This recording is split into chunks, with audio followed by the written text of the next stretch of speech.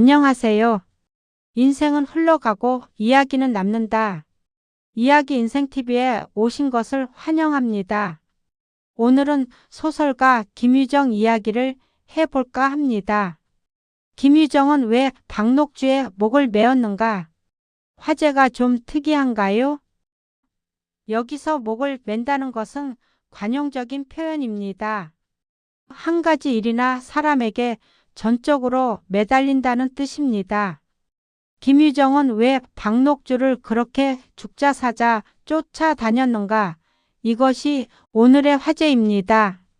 김유정은 1908년 강원도 춘천 신례마을에서 태어나 1937년 29세, 우리 나이로는 30세의 젊은 나이로 요절한 소설가입니다.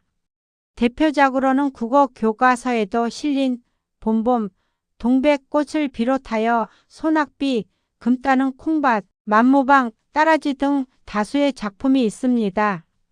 김유정은 한성판윤을 지낸 김유계의 10대 손으로 아버지 김춘식과 어머니 청송심씨 사이에서 이남 6녀 중 7째로 태어났습니다. 서울 종로구 진골, 현재 종로구 운리동에 대저택이 있었고 춘천에도 많은 농토와 집이 있었다고 합니다. 경제적으로 아무런 어려움이 없는 집안이었음을 알 수 있습니다. 김유정의 작품 세계는 해학과 풍자라는 말로 요약할 수 있습니다. 그러나 김유정의 생애를 살펴보면 해학적인 작품 세계와는 너무도 거리가 먼 비참한 삶이었습니다. 그토록 비참한 삶 속에서 그토록 아름다운 해학과 풍자가 넘치는 작품을 남겼다는 것은 참으로 놀라운 일이 아닐 수 없습니다. 오늘은 김유정의 생애 가운데 비극적인 한 장면을 먼저 보도록 하겠습니다. 김유정의 비극은 7살 때 어머니가, 9살 때 아버지가 돌아가시면서 시작되었습니다. 맏형인 김유근 때문이었습니다. 맏형 유근은 많은 재산을 물려받았음에도 동생들을 알뜰히 보살피지는 않았던 것 같습니다. 형이라는 작품과 생애 반려에 나타난 정황을 살펴보면 그런 짐작을 할 수 있습니다. 형은 술을 자주 마셨고 술에 취했다 하면 폭력을 휘두르기 일쑤였습니다. 형은 결혼 문제로 아버지와 불화가 심했지만 그래도 아버지가 살아 계실 때에는 아버지가 방패막이 되어 주었습니다. 그런데 갑자기 아버지라는 방패막이 사라지자 형은 마음대로 재산을 탕진하고 폭력을 휘둘러 그 피해는 식구들의 고스란히 돌아왔습니다. 아버지라는 보호막이 사라진 집안에서 김유정 역시 식구들 눈치를 보면서 살아야 했습니다. 하루하루가 고난의 연속이었다고나 할까요? 어느 해인가 형 유근은 둘째 누이 동생에게 유정을 맡겨놓고 식솔들을 거느리고 춘천으로 이사해 버렸습니다. 누님 집에서도 눈치 보기는 마찬가지였습니다. 누님은 이혼하고 혼자 살고 있었는데 공장을 다니며 겨우 연명하고 있었습니다.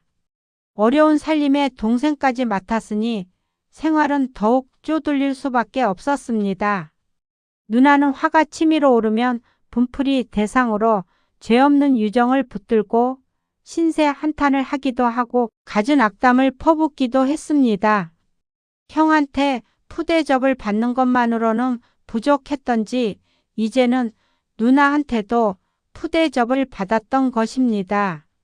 그 상황은 상상만 해도 얼마나 견디기 힘들었을까 하는 생각이 듭니다. 그러던 어느 날이었습니다. 어머니가 난 보고 싶다. 유정은 문득 이렇게 중얼거렸습니다. 형한테서 누님한테서 구박을 받다 보니 그동안 잊고 있었던 어머니 생각이 불현듯 떠올랐던 것입니다.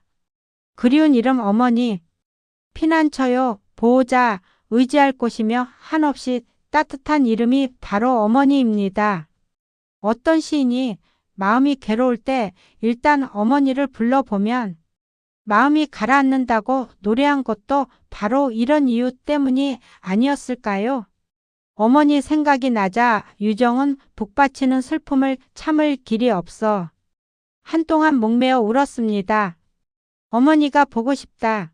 우리 어머니가 보고 싶다. 그 후로 괴로울 때면 어머니를 생각했고 몸부림치며 밤을 새워 울었습니다.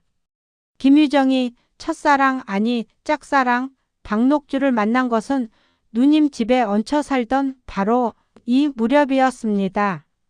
그날 일이 있어 어딘가를 다녀오는 길이었습니다. 오후 1시쯤 수운동, 지금의 종로구 묘동 근처였습니다. 모퉁이를 돌아서는데 조그만 손대야를 들고 목욕탕에서 나오는 한 여인이 눈에 들어왔습니다. 화장을 하지 않은 맨얼굴의 여인은 적어도 유정의 눈에는 아름답기 그지없었고 수심에 찬 듯한 얼굴은 더욱 아름다웠습니다. 흰 저고리에 한 손으로는 흰 치마를 걷어잡고 땅이라도 꺼질세라 천천히 걸어오는 이 여인이 다름 아닌 명창 박명희 아니 녹주라는 기명을 가진 훗날 판소리 흥보가 예능 보유자로 인정되어 중요 무형문화재 제5호가 된 박녹주였습니다. 김유정보다 연상인 화류계 여자였습니다. 그런데 박녹주의 회고록인 나의 이력서에 따르면 이보다 앞서 인사동 조선극장에서 8도 명창대회가 열렸는데 명창대회를 관람한 유정이 다음과 같은 편지를 보내왔다고 합니다. 나는 조선극장서 선생이 소리하는 것을 보았습니다. 모든 사람의 인기를 끄는 것이 정말 기뻤습니다. 나는 당신을 연모합니다. 나는 22살 연전 학생이요. 고향은 강원도 춘천이고 어머니와 아버지는 돌아가시고 안 계시오. 지금 누님 집에 있습니다. 주소는 바로 옆 동네인 봉익동이요. 그런데 이때 박녹주는 이미 머리를 얹었고 머리를 얹어준 사람은 원상 갑부였습니다. 따 내린 기다란 댕기 머리에서 댕기를 풀고 쪽을 지어 비녀를 꽂아주는 행위를 머리를 얹는다고 하는데 여기서 특히 기생이 머리를 얹었다고 할 때에는 그 기생은 혼인식을 올렸다는 뜻이 됩니다. 참고로 화초머리라는 것이 있습니다.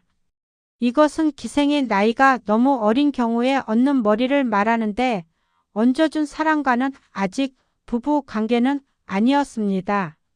화초머리를 얹어준 사람은 그 기생이 성인이 되기를 기다렸던 것입니다. 박녹주가 얹은 머리는 화초머리가 아니라 혼인식을 가름하는 제대로 얹은 머리였습니다. 이럴 경우 머리를 얹어준 남자와는 비록 첩실이기는 하지만 어엿한 부부 관계였습니다. 따라서 박녹주는 제대로 머리를 얹은 말하자면 모두가 인정하는 유부녀였던 것입니다. 박녹주의 이 같은 사정을 아는지 모르는지 목욕탕 앞에서 대면 이후 김유정은 연애 편지를 보내기 시작했습니다. 박녹주의 일거일동을 관찰하고 있었던 것처럼 엊그제 당신이 어디를 다녀왔는데 입은 옷이 참 예쁘더라는 보고서 형식의 글들이 대부분이었습니다. 목욕을 하고 오는 자태는 정말 이쁘더이다. 정말 밤에 본 당신은 아름답더이다. 나는 그 길가에서 얼마나 기다렸는지 모르오. 당신을 연모하오.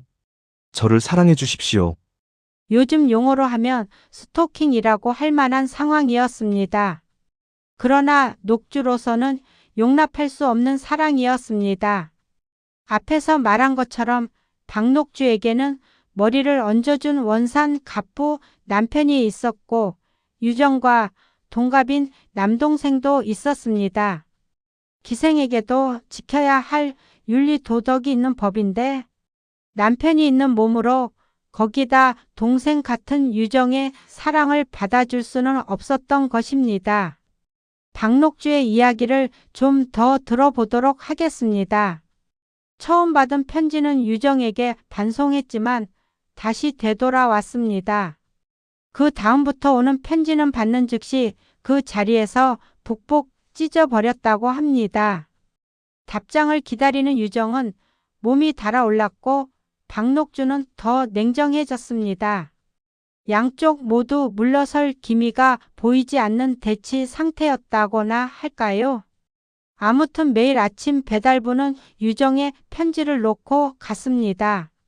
이런 대치 상태가 한동안 계속되고 있을 때 박녹주의 친구 하나가 일단 유정을 만나 보라고 만나서 사정을 얘기하고 달래는 것이 좋지 않겠느냐고 충고했습니다.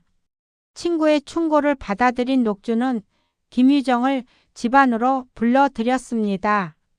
약속한 날 대학생 복장을 한 유정이 방으로 성큼 들어섰습니다. 훤칠한 키의 미남이었습니다. 편지는 수없이 받았지만 유정을 직접 만난 것은 그때가 처음이었습니다.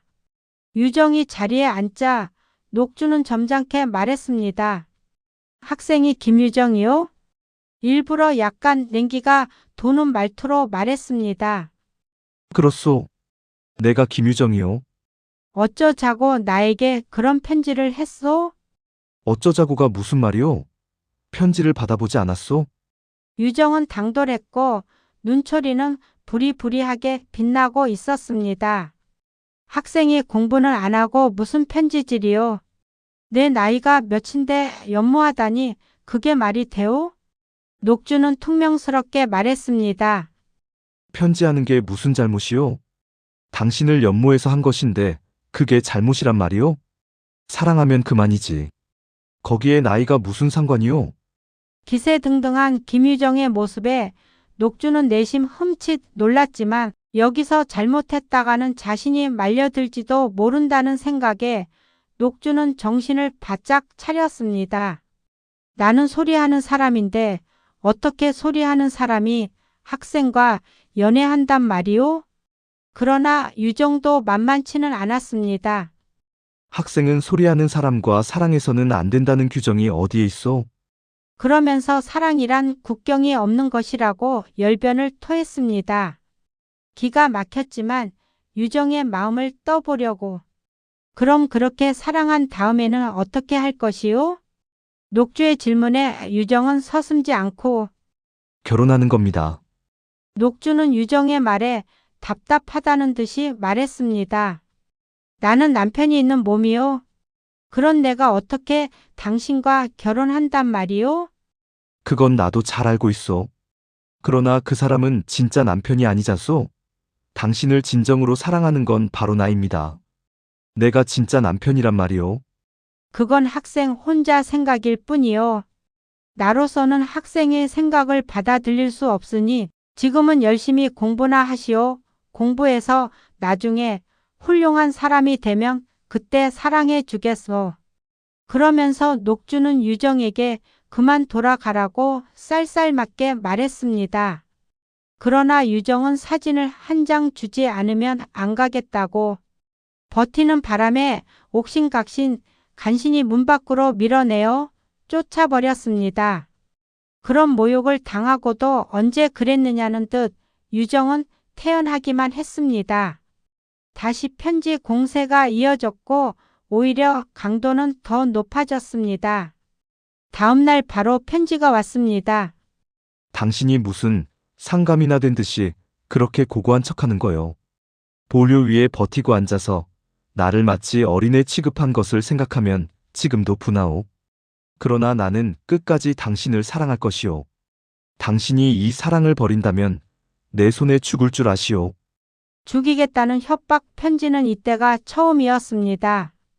달래보고자 만났던 애초의 목적은 오히려 더 큰 화를 불러온 셈이었습니다.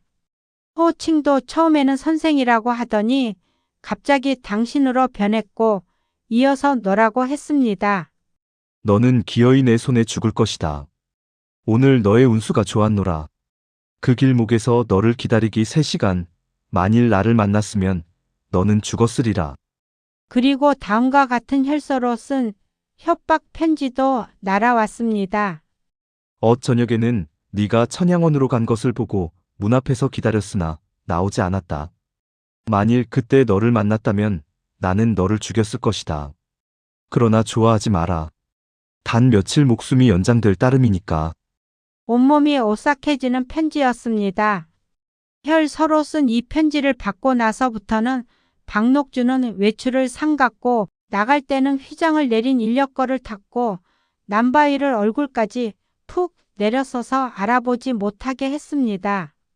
그러나 허점은 있기 마련. 어느 날 인력거를 타고 돌아오는데 검은 물체가 인력거를 막고 녹주는 내리라고 윽박 질렀습니다. 그의 손에는 몽둥이가 들려 있었습니다. 처음에는 그게 칼인 줄 알았다고 합니다. 녹주, 오늘 밤은 너를 죽이지 않으마. 안심하고 내려라. 박녹주는 마지못해 온몸을 떨면서 내리지 않을 수 없었고 내려서는 김유정과 한동안 실랑이를 벌였습니다. 내가 돈이 없어 나를 피하느냐?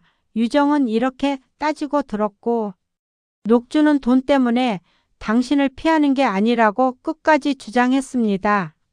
한참을 실랑이를 벌이다가 유정은 자신의 요구가 일방적이라는 것을 깨달았는지 한숨을 푹 쉬고는 보내주었습니다.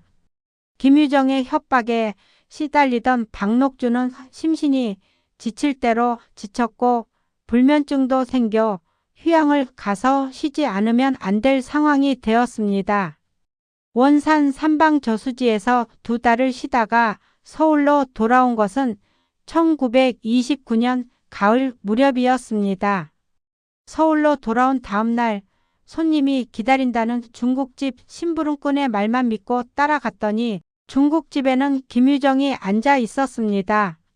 어쩔 수 없이 서로 안부를 주고받고 나서 김유정은 다음과 같이 말했습니다.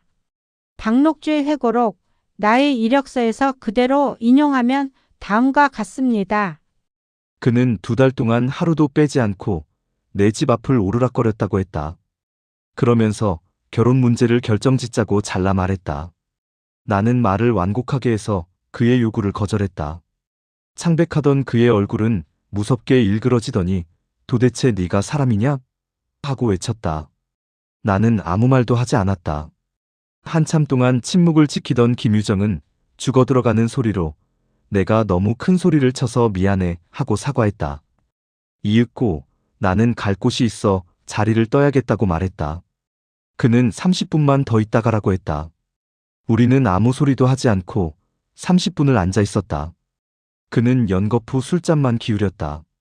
내가 방을 나오는데도 쳐다보지도 않고 술만 들었다. 그것이 김유정과의 마지막 만남이었다.